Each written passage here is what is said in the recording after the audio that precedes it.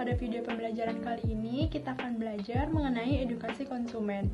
Jadi, disimak baik-baik ya. Happy learning! Materi yang pertama adalah mengenai informasi spesifik subjek.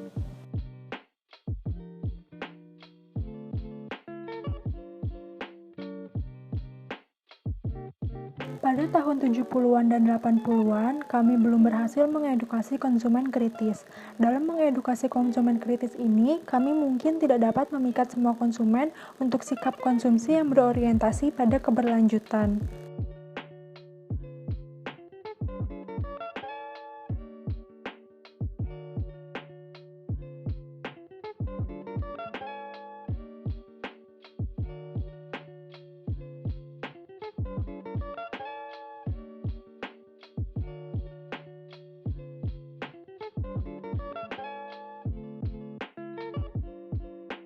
Materi yang selanjutnya adalah mengenai prinsip dasar edukasi konsumen.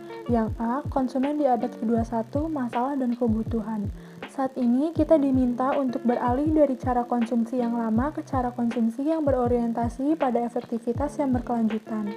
Konsekuensinya adalah memungkinkan kita untuk menguasai kehidupan sehari-hari dan menjadikan sebuah tema utama pendidikan konsumen. Yang B, tujuan edukasi konsumen. Tujuan edukasi konsumen adalah untuk membantu konsumen membuat keputusan secara sadar untuk menetapkan prioritas, membentuk kehidupan sehari-hari mereka secara berkelanjutan, dan menggunakan sumber daya yang ada dengan berhati-hati.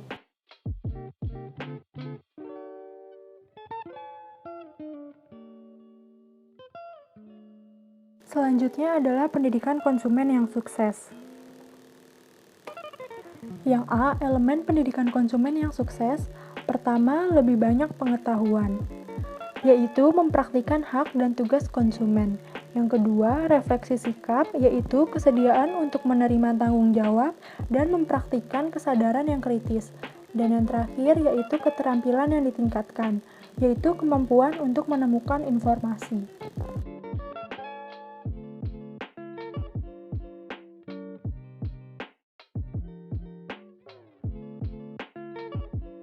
Selanjutnya, B. Titik fokus keberhasilan pendidikan konsumen.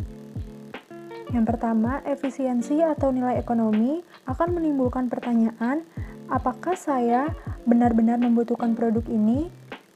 Kedua, nilai terkait kesehatan akan menimbulkan pertanyaan seperti apakah produk menimbulkan risiko bagi kesehatan? Yang ketiga, hak konsumen akan menimbulkan pertanyaan apakah pelabelan produk sesuai dengan hukum? Dan yang keempat, nilai sosial akan menimbulkan pertanyaan seperti apakah produk mempengaruhi orientasi umum pada nilai? Materi yang selanjutnya adalah struktur pendidikan konsumen yang sukses.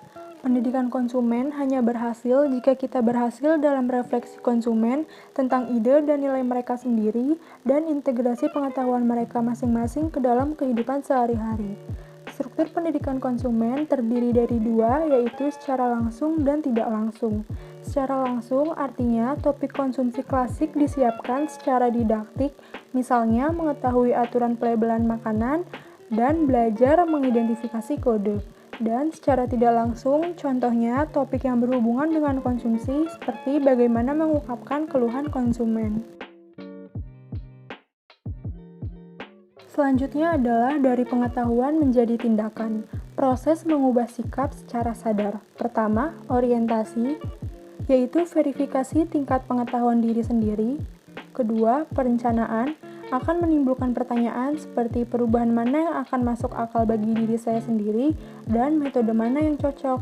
Ketiga, verifikasi atau evaluasi menimbulkan pertanyaan seperti apakah saya berhasil, di mana masalah terjadi. Dan yang keempat, yaitu tindakan, akan menimbulkan pertanyaan seperti apa langkah pertama dan bagaimana oleh siapa saya dapat dibantu.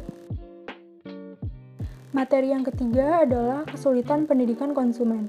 Pertama, bagaimana saya bisa menjual pendidikan konsumen?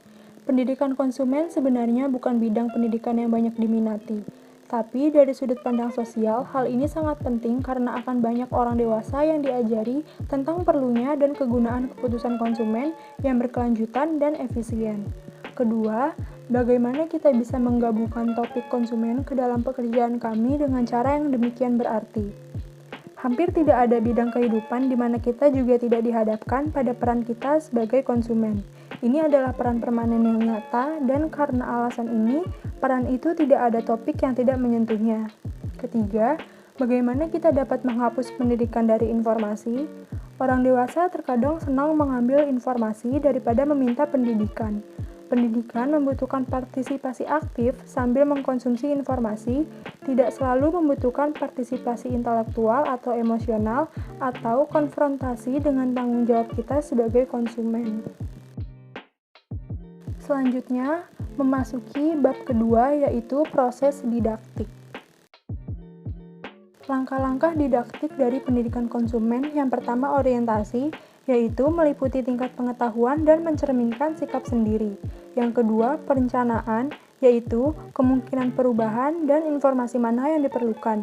Yang ketiga, tindakan, meliputi langkah dan metode. Dan yang keempat, mengevaluasi, meliputi keberhasilan atau bahkan kemunduran.